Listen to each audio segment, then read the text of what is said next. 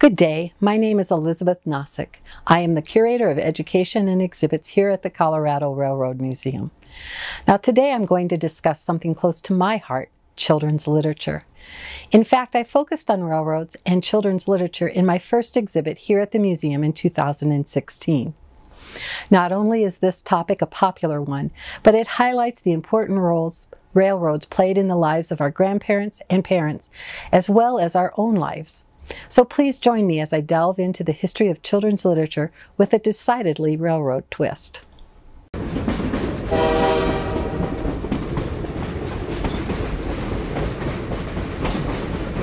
Children's books purposely appeal to a child's sense of adventure and play. They also provide opportunities to teach values, morals, and good work habits. Trains prove to be a natural for this approach to storytelling, providing a way to help young readers deal with an ever-changing world. Some of the earliest children's literature consisted of spoken stories, songs, and poems used to educate and instruct and entertain children. It was only in the 18th century, with the development of the concept of childhood, that a separate genre of children's literature began to emerge with its own divisions, expectations, and rules. The earliest of these books were educational books, books on conduct, and simple ABCs, often decorated with popular themes such as animal, plants, anthropomorphic letters, and after the invention of the locomotive, trains. Alongside the educational tales, many of the first stories to be seen as children's literature consisted of traditional fairy tales. Though many of these stories were originally created for adults, they were adapted for a younger audience once printing became more widespread. By the mid-19th century, original stories introducing bizarre, odd, and grotesque elements were known as literary nonsense. Lewis Carroll's 1865 tale, Alice's Adventures in Wonderland, and the 1871 sequel, Through the Looking Glass, are probably the most famous. In fact, they have never been out of print. And more importantly, for our purposes, Carroll introduces a train ride in Chapter 3 of the story, Through the Looking Glass. In the mid to late 19th and early 20th century, a plethora of children's novels began featuring realistic, non-magical plot lines. Little Women, the fictionalized autobiography of Louise May Alcott, was published. This coming-of-age story established the genre of realistic family books in the United States. Both The Wolves of Willoughby Chase and Anne of Green Gables used trains to help move the story plot forward. Probably the best example of this genre is The Railway Children by Edith Nesbit. Originally serialized in the London Magazine in 1905, it proved so popular that it was published the following year. Trains run in and out of the storyline, with children even setting up house in a deserted rail car. The shift to a modern genre of children's literature occurred in the mid-19th century. The moral stories of a previous age began to make way for more humorous, child-oriented books that are more attuned to a child's imagination. The availability of children's literature greatly increased as well, because the population grew, literacy rates improved, and paper and printing became widely available and affordable. The late 19th and early 20th centuries are known as the golden age of children's literature. Many of the stories of this era reflect the importance of railroads in people's daily life. Featuring trains as a main character or setting is not unusual. Robert Louis Stevenson included his poem From a Railway Carriage in his 1885 collection, A Child's Garden of Verses. Known for his visual imagery, Stevenson also uses the poem's rhythm to evoke the movement of a train. So here's the From a Railroad Carriage for you. Faster than fairies, faster than witches, bridges and houses, hedges and ditches, charging along like troops in a battle, all through the meadows, the horses and cattle.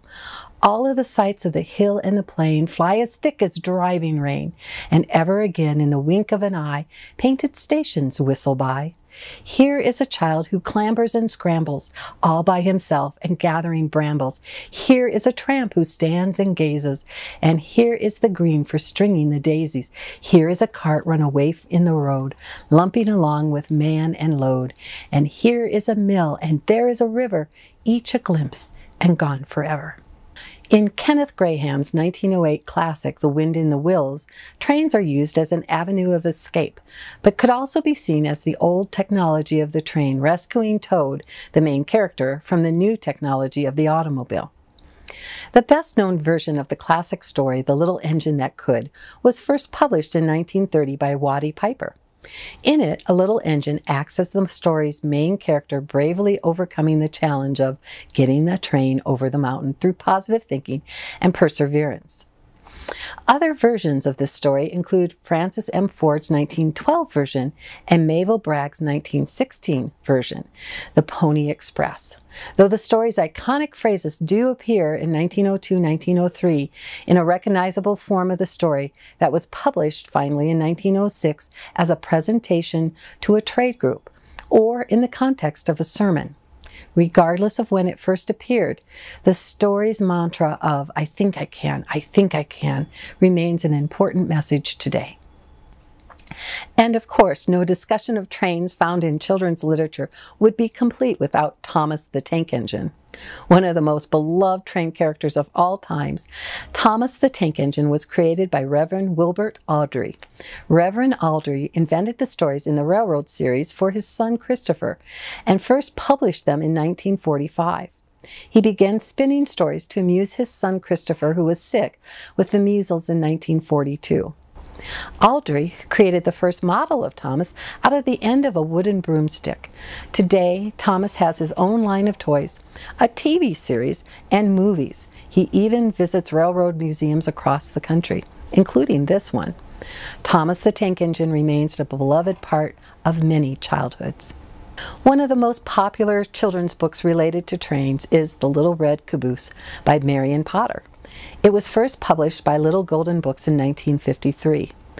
Never out of print, it tells the story of a caboose who longs to be as popular as the steam engine at the front of the train, and gains the respect and admiration of all when it saves the train from rolling down a steep hill. Originally published in 1978, Freight Train by author and illustrator Donald Cruz is deceptively simple. Written for very young children, it is a picture book describing how a cargo train works.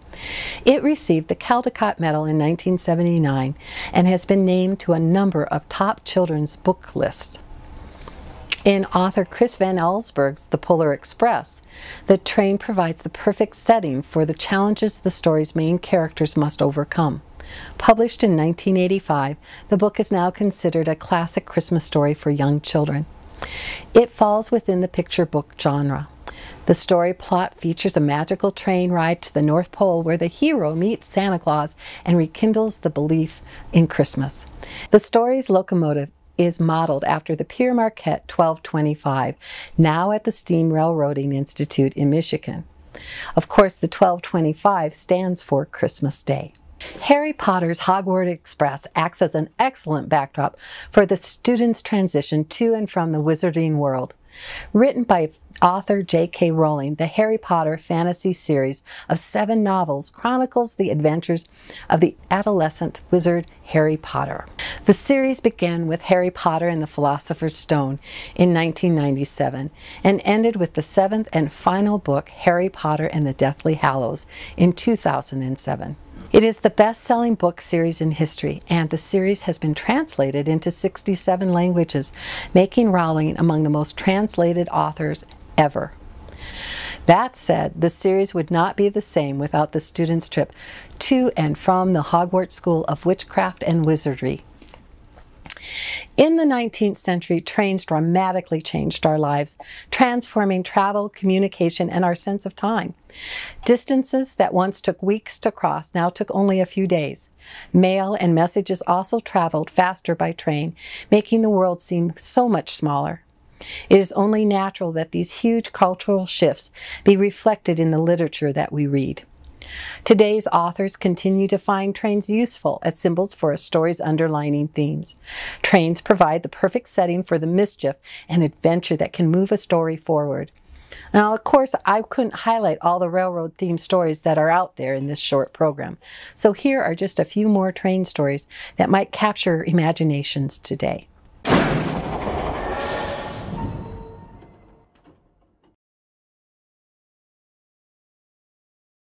Like, comment, share, and subscribe.